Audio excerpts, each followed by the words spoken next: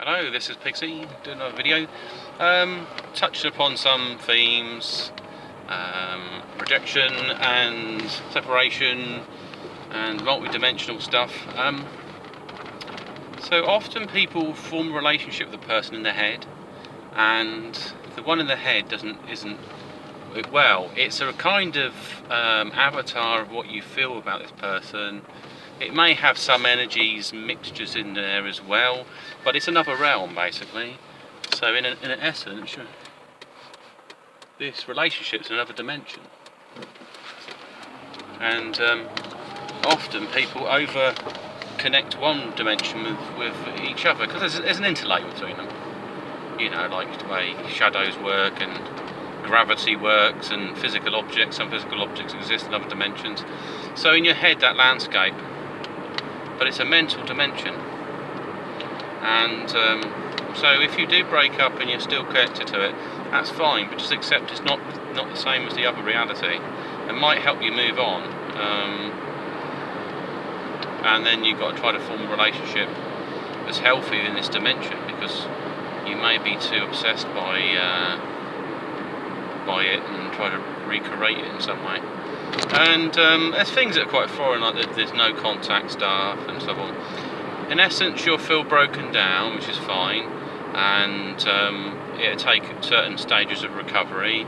I mean, anyone who gets the situation needs to research what's going on, because they will make all the fatal mistakes they wish they didn't, like, you know, try to communicate to the person when they don't want to, and that they're in a kind of position of power, this person. When that power is removed, though, they might start seeing things differently. They might think, well, he wasn't that bad, and, you know, I wish maybe I was his friend now, or whatever the thing might be. But you need that gap space. It's probably the best thing you can give a woman, space. She respects it a lot more. And you need to work on yourself. And sometimes people in relationships become very neutral. So what you want is aspects where you can be, you know, female. If you're female, go meet your female friends, do whatever, you know, feminine thing you like to do. Equally, for men, you've got to do your masculine things that you strongly associate, you know, that works well with yourself. So you're cultivating aspects of yourself, and it's a lot easier when you come back, when you're trying to find yourself. So you were used to a certain way of life. So you're used to have a person there, and that's all changed. Then you need to find yourself again. You take up your old hobbies and stuff like that. And it's kind of reunification. And the other thing that will happen is you may sort of grow a different personality. Now, I mentioned the heart is a bit like a plant in that sense, and that's probably because what you want is something healthy to develop from. And you know, the other person was a kind of mixture of the two, and started growing towards this person, or there's some connection of energy or whatever. So I mean, some breakups are harder than others. There's all types of different love out there as well, and that's something to understand. And then also understand the mistakes and just grow and move on. I mean, otherwise at least you'd be a friend or some connection. It may be that you can't. You have to be quite honest with yourself. You know, can you be this person's friend or not? This guy go.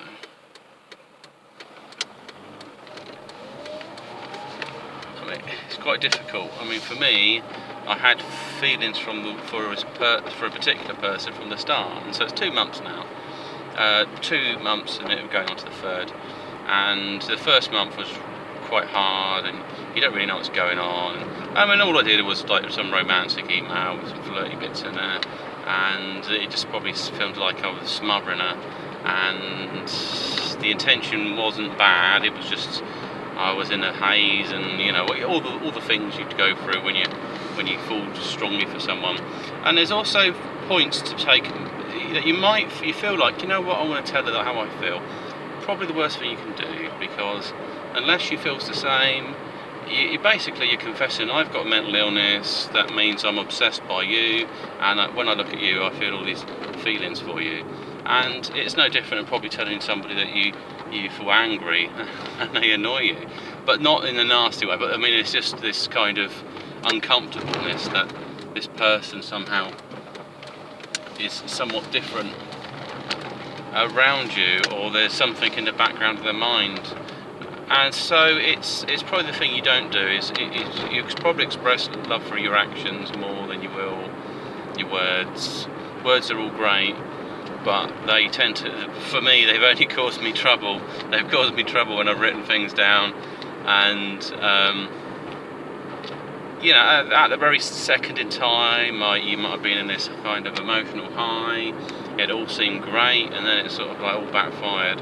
I mean, I did have someone I was communicating for a long time, but it was all a bit of a hoax, really. I think this person was just getting easy money out of writing letters, and she, I mean, she enjoyed me as a friend, but I don't know who was writing back some of these letters. She pretended to be someone else, probably, and as a result, it's just all backfired. Well, my fault, but it kind of groomed me into thinking, you know, write romantic emails, but they don't always work out. Like I say, it depends on the person, and you can overload their mind with stuff and just like that. So, because what happens, I think, for men is they develop a kind of like this feminine side of them they release, and this feminine energy, it's often rejected by women, depending on the type of woman she is. So, you know, maybe. See, someone who's a dominatrix may actually like that. It's a type of woman, but then again, would you really want a woman to constantly humiliate you? I mean, it'd be nice, sort of, a bit of play, you know, in that sense. Like, but you wouldn't really want someone that makes you feel like you're bloody useless. And you're under the thumb all the time. You would want a normal relationship with someone, you know. I mean, I'm not saying there's any sort of what is normal, really, basically. So, and it's very strange, some of the aspects of yourself, and you know, like, a part of me says it loves me, and then it's kind of, you think, well, that's not her, is it? It's me, or is it a guide level, or is it something else? So I think there's something there trying to support me, and I guess I do love myself, and it's important to have that, but it's also a part of you, so it's different. And trying to think of anything else. So when it's been hard to sleep or just stress, I've had a little bit of red wine before going to bed. That seems to take the edge off any sort of stress. But you don't have too much of that, you might feel actually more tired, get dehydrated and so on. The batch flour remedy works as well.